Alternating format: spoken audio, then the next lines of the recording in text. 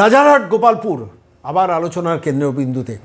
তরুণজ্যোতি তেওয়ারি তরুণ আইনজীবী মহল্লায় মহল্লায় ঘুরছেন, মাল্টি স্টোরিড বিল্ডিংয়ের গলিতে গলিতে ঘুরছেন, হাতে হ্যান্ড মাইক্রোফোন এবং সরাসরি অ্যাড্রেস করছেন সেখানকার সাধারণ মানুষকে, ভোটারদের, যাদের ভোটাধিকার এবার নির্বাচন কমিশন নিশ্চিত করতে চলেছে।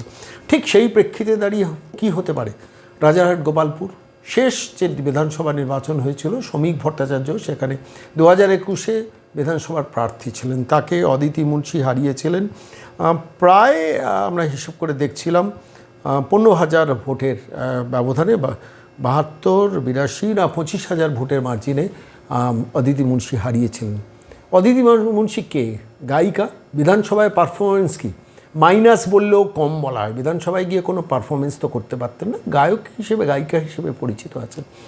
সেই রাজারহাট গোপালপুরে এবার কিন্তু আইনজীবী তরুণজ্যোতি তেওয়ারি প্রথম থেকেই তাক লাগিয়ে দিয়েছেন। সরাসরি রাজারহাট গোপালপুরের মানুষের জন্য কী করবেন স্পষ্টত বলেছেন এবং মহল্লায় মহল্লায় ঘুরে বলছেন যে আসলে তো বিধানসভার প্রার্থী অদিতি মুন্সি নন, দেবরাজ চক্রবর্তী, সেই দেবরাজ চক্রবর্তী যিনি প্র্যাকটিক্যালি অদিতি মুন্সিকে সামনে রেখে তোলাবাজি সাম্রাজ্য এন্টায়ার রাজারহাট গোপালপুরে গড়ে তুলেছেন।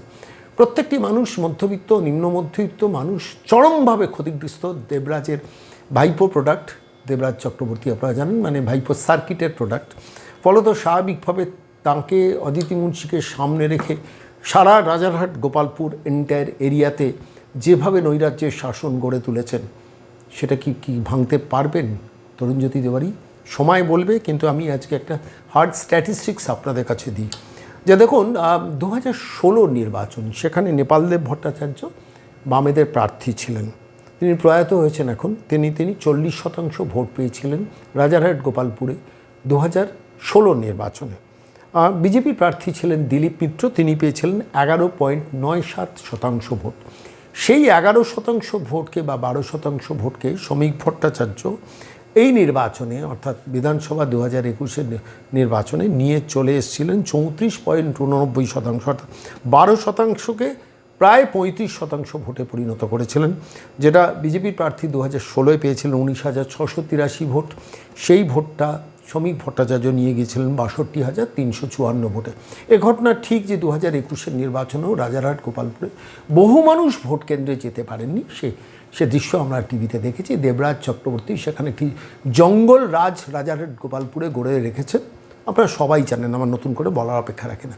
সেই রাজারহাট গোপালপুরে আনুমানিক SIR-এ 40,000-এর ওপর ভোটার বাদ গেছেন, যারা ভুয়ো ভোটার, মৃত ভোটার, জালিয়াতি ভোটার, এবং যাদের জন্য মমতা অভিষেক লম্বা পথ হেঁটেছিলেন, মারা গেছেন বহুকাল আগে। ভোট দিতে আসছেন দুপুর দুটো, মানে তৃণমূল কংগ্রেস বা এই জালিয়াত চোরেদের দলটা তো সেই রাজত্বই গড়ে তুলেছেন। তার ডিভিডেন্ড পেয়েছে তৃণমূল কংগ্রেস, এবং সেই ডিভিডেন্টের ফলে শ্রমিক ভট্টাচার্যের মতো প্রার্থী সেদিন বিধানসভায় যেতে পারেননি। অদিতি মুন্সি গেছেন এবং গিয়েও নন পারফর্মার থেকে 5 বছর সময় কাটিয়েছেন।